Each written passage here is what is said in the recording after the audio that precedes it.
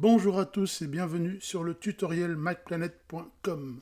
Alors vous le savez déjà peut-être ou pas, la version bêta publique de macOS GoldenJet 27 est disponible au téléchargement.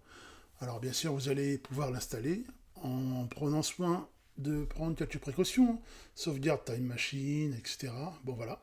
Puis ensuite vous allez pouvoir l'installer sous la forme de la mise à jour si vous le souhaitez.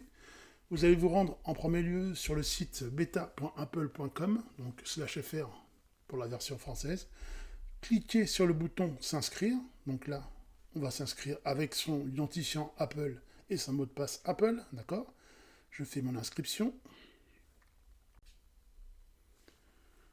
Voilà, une fois inscrit, vous allez tout simplement, donc je vais vous le montrer en plus grand, vous allez tout simplement appuyer sur le lien inscrire votre Mac, d'accord? Inscrire votre Mac. Voilà, donc il vous rappelle les consignes, hein, sauvegarder le Mac avec Time Machine. Puis vous allez ouvrir la section ouvrir mise à jour de logiciel ici, directement, autorisé. Voilà. Et là, je vous le montre en mieux, voilà. Vous allez pouvoir activer le canal des bêtas. Donc d'un côté, on a les bêtas développeurs de macOS 27 GoldenJet, et ce qui nous intéresse, en l'occurrence ici, la version bêta publique de macOS 27 GoldenJet. On la coche, on appuie sur terminer, on patiente le temps qu'il se connecte au serveur d'Apple pour rapatrier et proposer au chargement la bêta publique, la dernière en date. Maintenant, ce sera la version bêta publique numéro 1, et ensuite, etc. Voilà, vous voyez, une petite coche rouge, mise à jour logiciel disponible.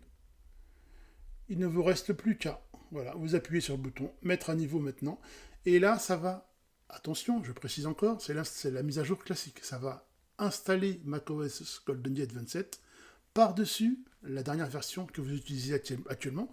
Donc là, je suis sur macOS Tao, donc vous voyez, hein, macOS Tao 26.5.2, ça va écraser macOS 26.5.2, et ça va installer GoldenJet par-dessus. Évidemment, je ne perdrai pas mes fichiers, il n'y a pas de souci pour ça. Mais voilà, donc c'est à faire sur une machine de test, hein, éventuellement, pas sur une machine de production, je le dis toujours, mais après, chacun voit à sa porte. Merci à vous d'avoir suivi l'excellent tutoriel macplanet.com. Bonne journée à tous et à toutes.